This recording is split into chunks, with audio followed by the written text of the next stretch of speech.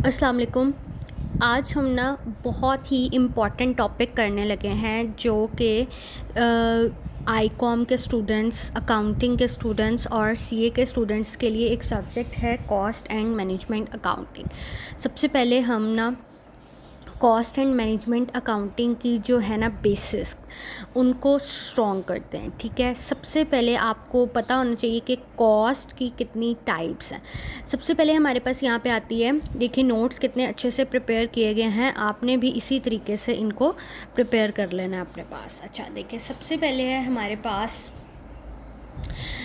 Total cost जो है हमारे पास दो तरह की है। ठीक है, सबसे पहले एक प्रोडक्ट कॉस्ट है एंड देन पीरियड कॉस्ट है। अच्छा, प्रोडक्ट कॉस्ट वो होती है जो हमारे फैक्ट्री के हदूद में रह के, मतलब प्रोडक्ट की मैन्युफैक्चरिंग पे जो कॉस्ट लगाई जाए, that is called product cost. अब यहाँ पे क्या लिखा है, the cost incurred on manufacturing a product is called product cost. अब इस प्रोडक्ट कॉस्ट मतलब प्रोडक्शन भी यूज़ हो रही है तो इसको प्रोडक्शन कॉस्ट भी कहेंगे और मैन्युफैक्चरिंग कॉस्ट भी कह सकते हैं, and the third name is factory cost. ठीक हो गया। अब नीचे चलते हैं, प्रोडक्ट कॉस्ट में कौन कौन से कंपोनेंट्स आते हैं। सबसे पहले हमारे पास आ जाता है direct material with direct labour cost and FOH mean factory overheads. अच्छा, डायरेक्ट मटीरियल कॉस्ट हमारे पास होती है, मतलब जो प्रोडक्ट है ना, ये कैसे डायरेक्ट मटेरियल कॉस्ट, जैसे कोई मटेरियल हमने बनाना है, जैसे हाँ, कपड़े बनाने हैं, कपड़े में सबसे मेन जो डायरेक्ट मटेरियल है वो क्या है, जो फैब्रिक है। ठीक है, अब डायरेक्ट मटेरियल इसमें मेन इसका सिग्निफिकेंट पोर्शन कौन सा है, कपड़ा।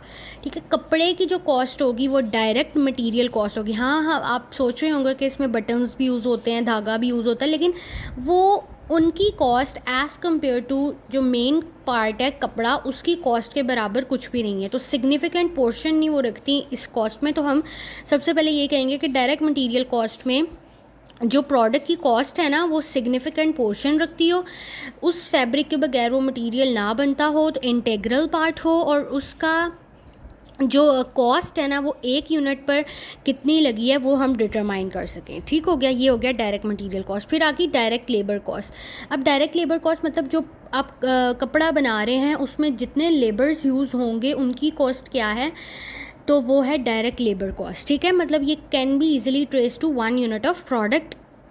अब हमारे पास आ जाता है FOH कौन कौन से हैं, all factory expenses other than direct material और डायरेक्ट लेबर कॉस्ट। ठीक है, जैसे हमारे पास आ गया इनडायरेक्ट मटेरियल, जैसे अभी मैंने आपको बताया बटन और धागा, ये एज़ कम्पेयर टू फैब्रिक इनकी इतनी जो कॉस्ट है वो सिग्निफिकेंट नहीं है उसमें मटेरियल में, तो इसलिए ये इनडायरेक्ट मटेरियल है। इनडायरेक्ट लेबर जैसे हमारे पास सिक्योरिटी गार्ड्स हैं, उनकी वेजेस, जो प्रोडक्शन मैनेजर हैं उनकी सैलरीज़, डायरेक्टर्स की सैलरीज़, तो ये सारे इनडायरेक्ट लेबर्स हैं, मतलब डायरेक्टली ये प्रोडक्शन में इन्वॉल्व नहीं है। आपने सबसे पहले ये ध्यान रखना है, प्रोडक्शन में जो चीज़ इन्वॉल्व होगी उसको हम डायरेक्ट कहेंगे हमेशा।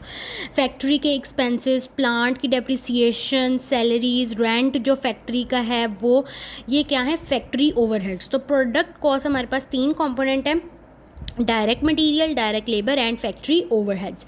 ओके, अब नेक्स्ट हमारे पास आ जाती है पीरियड कॉस्ट। क्या है हमारे पास, जिसको हम नॉन प्रोडक्शन कॉस्ट भी कहते हैं। पीरियड कॉस्ट जो है ना वो हमारे पास मैन्युफैक्चरिंग प्रोसेस से रिलेटेड नहीं होती, और ये हमारे पास सिर्फ और सिर्फ पर्टिकुलर पीरियड की होती है, मतलब इसके ऊपर हमारे रेवेन्यूज़ बेस करते हैं। ठीक है, जैसे हमारे पास होगी, जैसे आपने प्रोडक्ट बना लिया तो उसको सेल भी तो करना है, सेल करने के लिए जो एक्सपेंस आएंगे, कमीशन आएगी, सेल्समैन की सैलरी आएगी, या जिसकी भी मार्केटिंग और डिस्ट्रीब्यूशन एक्सपेंसेस, एडवर्टाइजमेंट एक्सपेंसेस। ठीक है, एडमिन कॉस्ट यानी डायरेक्टर्स की फ़ीस, उसकी मैनेजर्स की फ़ीस, जो इनडायरेक्ट लेबर्स हैं उनकी फ़ीस का सेटअप, सैलरीज़, फाइनेंस कॉस्ट, कोई आपने लोन बैंक से लिया हुआ है, कोई फाइनेंशियल चार्जेस हैं, इंटरेस्ट पे कर रहे हैं, वो सारे हमारे पास उस पीरियड से रिलेटेड होती हैं। जैसे आप कहते हैं ना मैचिंग कॉन्सेप्ट, आप लोगों ने शायद पढ़ा हो।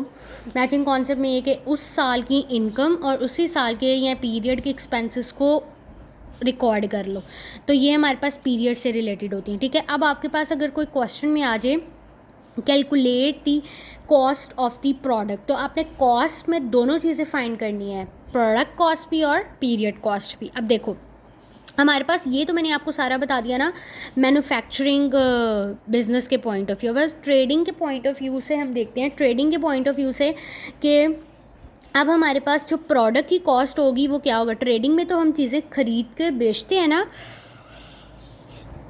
क्या होगी ट्रेडिंग बिजनेस में, प्रोडक्ट की कॉस्ट परचेज प्राइस होगी या डायरेक्टली एट्रीब्यूटेबल कॉस्ट होंगी। जो खर्चा उसको प्रोडक्ट को लाने में लगा वो सारा क्या है, डायरेक्टली एट्रीब्यूटेबल कॉस्ट।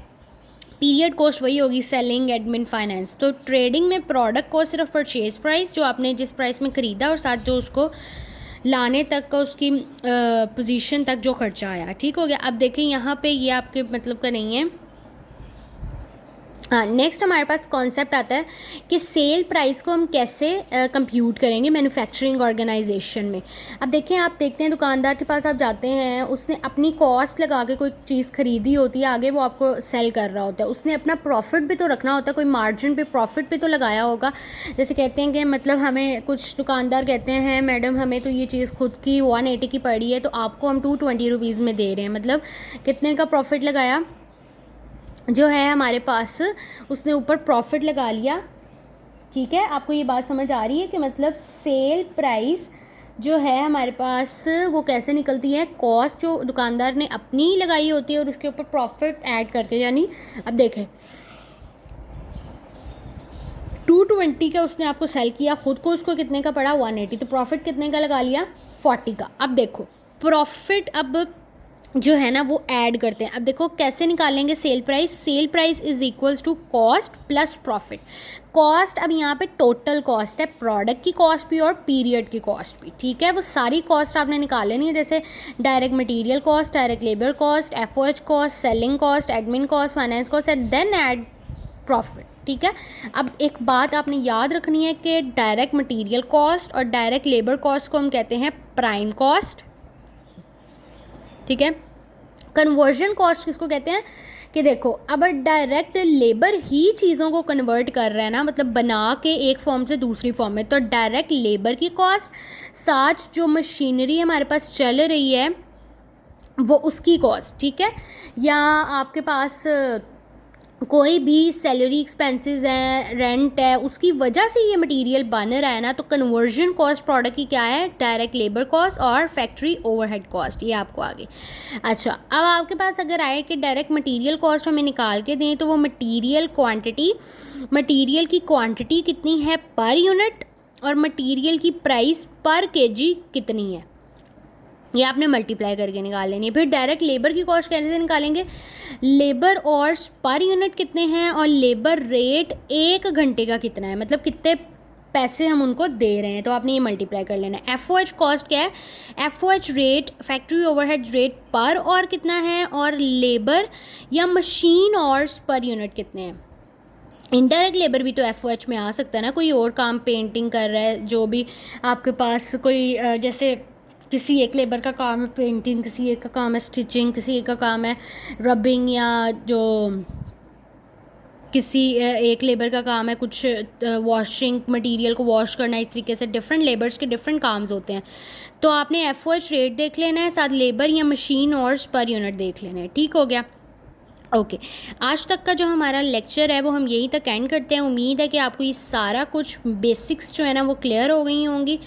अगेन मैं आपको ये बता दूं कि आपकी बेसिक्स क्लियर होंगी, देन आप आगे ही कुछ कॉस्ट एंड मैनेजमेंट अकाउंटिंग जैसे सब्जेक्ट्स को पढ़ सकते हैं। तो उम्मीद है कि आपको आज का लेक्चर पसंद आया है, तो अगर पसंद आया तो चैनल को सब्सक्राइब करें, बेल आइकन को प्रेस कर लें ताकि आने वाले लेक्चर्स को आप व्यू कर सकें, और ज़्यादा से ज़्यादा फॉलो करें और अपने फ्रेंड्स के साथ हमारे चैनल को शेयर करें। तब तक के लिए अल्लाह हाफिज़।